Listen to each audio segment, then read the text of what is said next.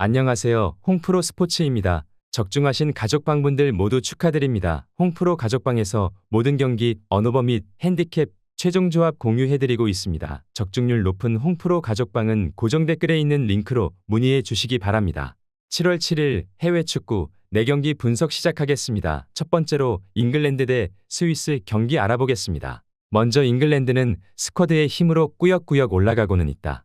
물론 감독의 경질설이 나오고 있을 정도로 분위기나 전술적인 문제가 심각한 것이 사실이다.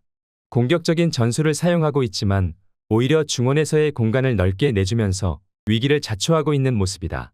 현재 트리피어와 게이가 부상과 징계로 결장하게 되는 상태인데 수비진의 재구성도 잉글랜드의 골치를 아프게 하고 있다.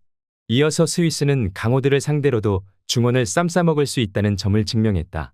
자카와 프로일러를 통한 중원 장악과 조직력은 스위스에게 상당히 높은 가능성을 주게 하는 요소다. 물론 조별리그에서 무실점 경기는 하나도 없었지만 중원을 완벽하게 장악한 이탈리아 전에서는 11개의 슈팅 중 7개를 박스 바깥에서 하게 만드는 등 수비력에서도 밀리지 않는 모습을 보여주기도 했다. 넓은 중원에서의 공간을 스위스가 이용해볼 여지가 커 보이는 매치업이다. 잉글랜드도 이제는 수비적인 재구성도 우려해야 한다.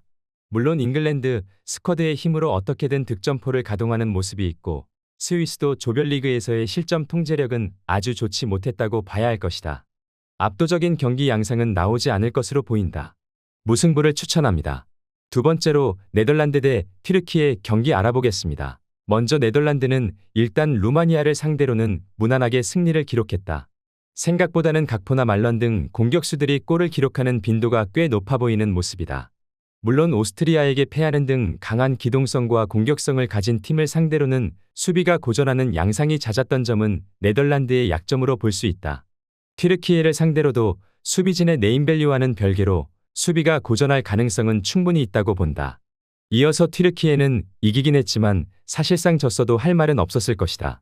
상대 공격진의 결정력이 매우 처참했기에 승리를 기록했지만 오히려 후반전은 오스트리아가 가두어놓고 두들기는 양상을 만들었을 정도였다. 물론 이번 경기에서는 차라노글루도 돌아오고 속공 상황에서 젊은 선수들이 보여줄 폼에도 기대를 걸어볼 수 있지만 문제는 여전히 수비 불안이다. 기본적으로 두 팀이 보여주는 공격 성과는 괜찮다고 볼 수 있을 것이다. 네덜란드도 튀르키예 같이 공격적으로 움직이는 기동성 좋은 팀을 상대로는 수비가 좀 흔들리기도 하는 편이다. 다만 튀르키예가 오스트리아를 상대로도 가두리를 당하는 등 안정성이 꽤 떨어지는 팀이라는 것은 분명하다. 네덜란드 승리를 추천합니다. 영상은 잘 보고 계신가요? 핸디, 언오버 및 최종 조합 공유받아 보실 수 있는 가족방 입장 방법 알려드리겠습니다. 첫 번째로 영상 하단에 댓글을 클릭해 주세요. 두 번째로 댓글에 링크를 클릭해 주세요. 마지막으로 채팅 참여하기 후 메시지 주시고 답장 기다려 주시면 됩니다. 나가기 하시면 가족방 입장 시켜드릴 수 없습니다. 언제든 편하게 문의 주시기 바랍니다. 세 번째로 콜롬비아 대 파나마 경기 알아보겠습니다. 먼저 콜롬비아는 파나마 상대로는 5백을 돌파하느냐가 관건이 될 것이다. 하지만 풀백 무뇨스가 이득점을 기록하면서 측면에서의 공격 조립에 큰 힘이 되어주고 있는 상황이다. 이를 바탕으로 이미 조별리그에서 늪축구를 구사하는 코스타리카나 파라과이를 상대로 다득점 승리를 기록하는 등 낮은 라인을 돌파하는 데 어려움이 커 보이지는 않았던 모습이었다. 이어서 파나마는 5백을 가동하면서 잠그고 한방이라는 플랜을 유지하고 있다. 다만 파나마의 경우는 이미 우루과이 상대로 측면 풀백 빈야를 막지 못해서 패하는 등 측면에서의 조립에 취약한 모습을 보여준 바 있다. 일단 파나마가 파하르도와 카라스킬라가 징계와 부상 의심인 상태이기도 하다. 콜롬비아의 건실함을 공략하기에는 어려워 보이는 게 현실이라고 본다.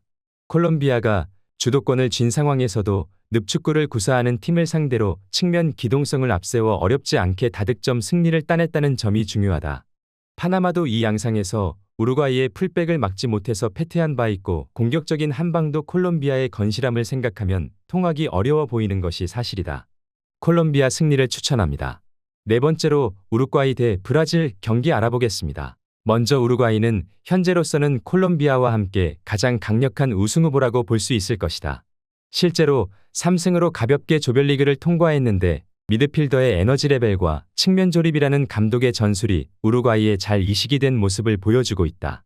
브라질을 상대로도 중앙에서 단단함을 가져가면서 역습 한 방을 노리는 양상이 예상된다. 누네스가 남미 예선에서도 브라질을 잡아내는 선봉장 역할을 하는 등 이미 브라질을 상대로 승리를 기록한 적도 있었다. 이어서 브라질은 상당히 고전하고 있는 모습이다. 특히 시원하게 이긴 파라과이전을 제외하면 전반적으로 기복이 심한 모습을 보여주고 있다. 비니시우스의 기복이 상당히 심하다는 게 영향을 주고 있는 것으로 보인다. 코파 아메리카에서 가장 높은 패스 성공률은 83%에 그치고 있다. 비니시우스가 집중적으로 견제를 당하는 상황이라는 점을 감안하더라도 기존 에이스의 공백을 잘 메우고 있지 못하다는 지적은 충분히 가능한 상황이기도 하다. 우루과이가 상대에게 공격권을 어느 정도 내주지만 중원이 단단하고 역습 한 방으로 경기를 가져오는 실리까지 잘 챙기고 있는 모습이다.